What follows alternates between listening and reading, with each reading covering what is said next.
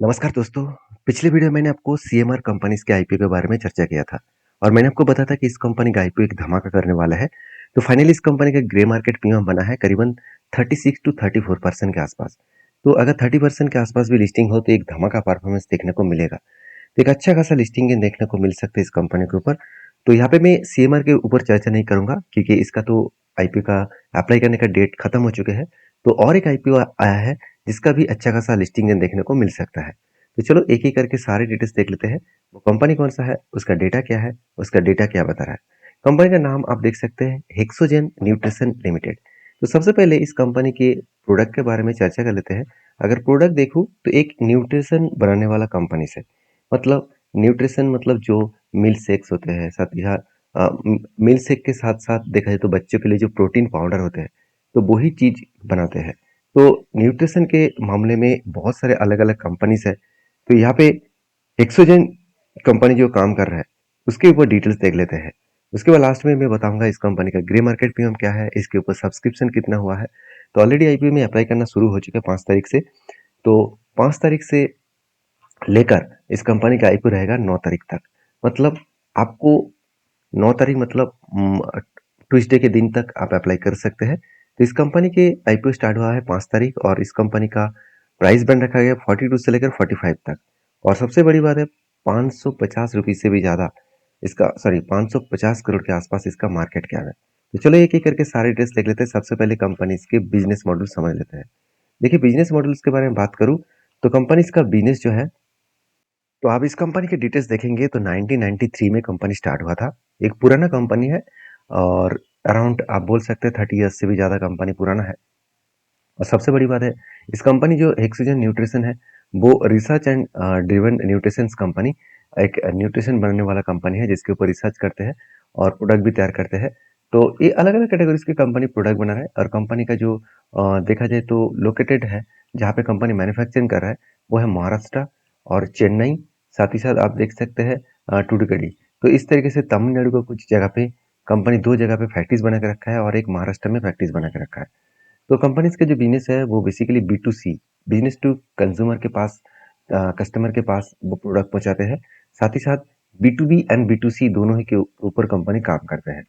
तो company e commerce platform में ज़्यादा से ज़्यादा प्रोडक्ट को बेचते हैं। आप देख सकते हैं ऑनलाइन फार्मास्यूटिकल्स इंडस्ट्रीज में प्रोडक्ट को बेचते हैं। बहुत सारे डॉक्टर्स इसको रिकमेंड करते हैं। तो इस तरीके से प्रोडक्ट्स जो है वो मार्केट में ज़्यादा पॉसिबिलिटी पॉजिटिव दिखाते हैं, इसीलिए क्योंकि डॉक्टर्स इसको प्रमोट करते हैं। तो कंपनी सिर्फ इंडिया में नहीं है, company south Africa, Uzbekistan and Hong Kong इस तरीके से कंट्रीज में भी कंपनी प्रोडक्ट को बेचते हैं। ओवरऑल 75 कंट्रीज में कंपनी प्रोडक्ट को बेच रहा है।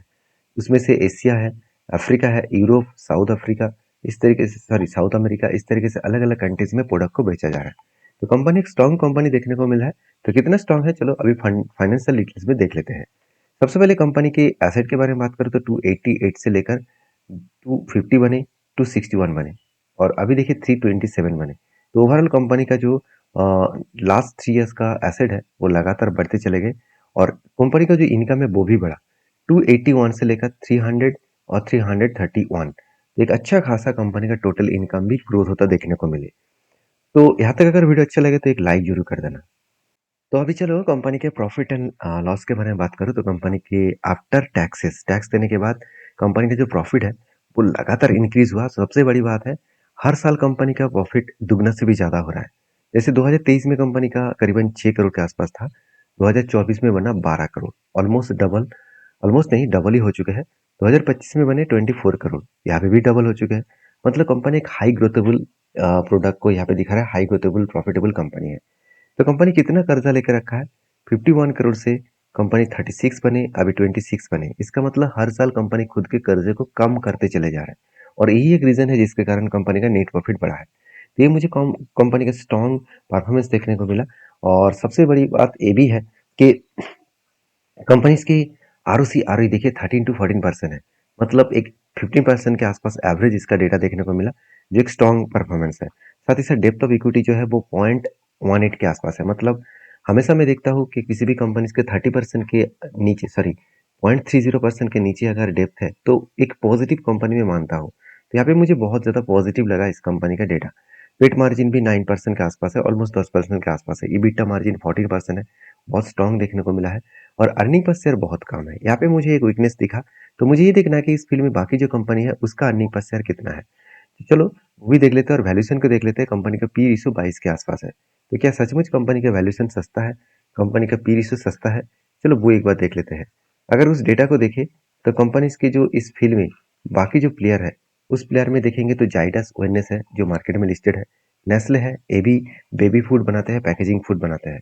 तो सारे कंपनीज का अगर अर्निंग पर शेयर देखूं तो दोनों कंपनी का अर्निंग पर शेयर बहुत बड़ा है, 10 से 16 के आसपास। और इस कंपनी का मतलब जो हेक्सीजन का जो अर्निंग पर शेयर है वो बहुत कम है। मगर अच्छी बात यह है, कंपनी का जो पी रेशियो है वो सस्ता है, क्योंकि बाकी कंपनीज का पी रेशियो करीबन 46 से लेकर 88।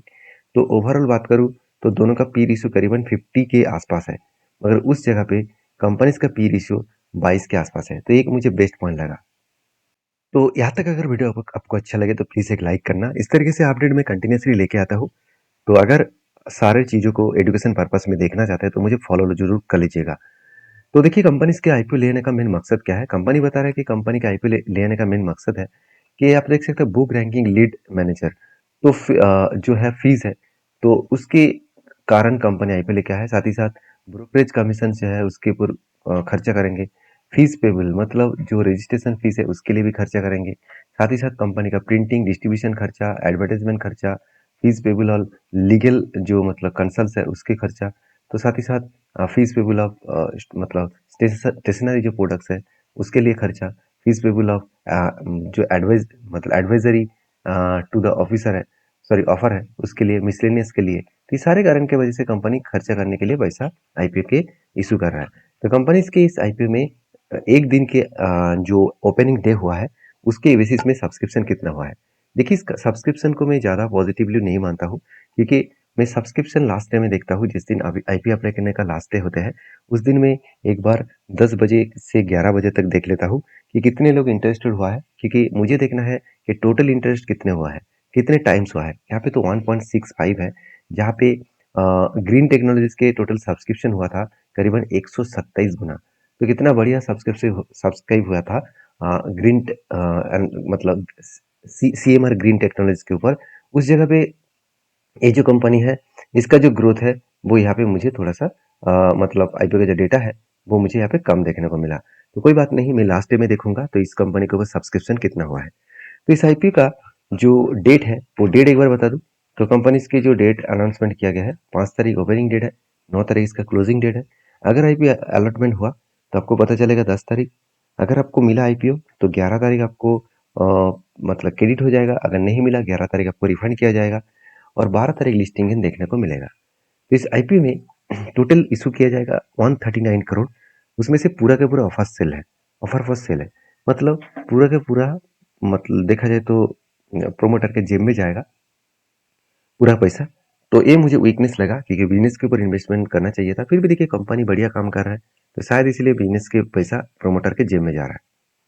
तो कंपनीज की जो ग्रे मार्केट प्रीमियम है, तो उसके बारे में बात करूँ तो कंपनीज की ग्रे मार्केट प्रीमियम 1.6 टाइम्स हो चुके यहाँ पे देखने को मिला है सब्सक्रिप्शन। और इस कंपनी के ग्रे मार्केट प्रीमियम के हिसाब से लाइव जो जीएमपी दिखा रहा है वो 6 रुपये के आसपास। इसका मतलब देखिए जब इस कंपनी का आईपीओ में फर्स्ट ग्रे मार्केट प्रीमियम आया था वो 26% के आसपास था। जिस दिन ओपन हुआ वो उस दिन भी 26% था। और 6 तारीख, 6 तारीख इसका जो सब्सक्रिप्शन है, सॉरी ग्रे मार्केट प्रीमियम है, वो 14% के आसपास दिख रहा है। तो पॉजिटिव तो लिस्टिंग देखने को मिलने का चांसेस बहुत ज़्यादा है, मगर कितना इसका ग्रे मार्केट प्रीमियम बनेगा वो अभी तक क्लियर नहीं है। तो मैं लास्ट डे में एक बार देखूंगा और लास्ट डे में आपके साथ अपडेट शेयर करूंगा। तो मेरे साथ बने रहिएगा, चैनल को सब्सक्राइब कर लीजिएगा। वीडियो कैसा लगा जरूर कमेंट्स में बताइएगा। इस तरीके से कोई भी अपडेट है आपको जानना है, किसी भी स्टॉक के ऊपर डिटेल एनालिसिस आपको जानना है, तो मुझे कमेंट्स में उस कंपनी का नाम लिखिए। मैं जल्द से जल्द इसके ऊपर वीडियो लेकर आऊंगा। तो मिलते हैं नेक्स्ट वीडियो में, तब तक के लिए धन्यवाद।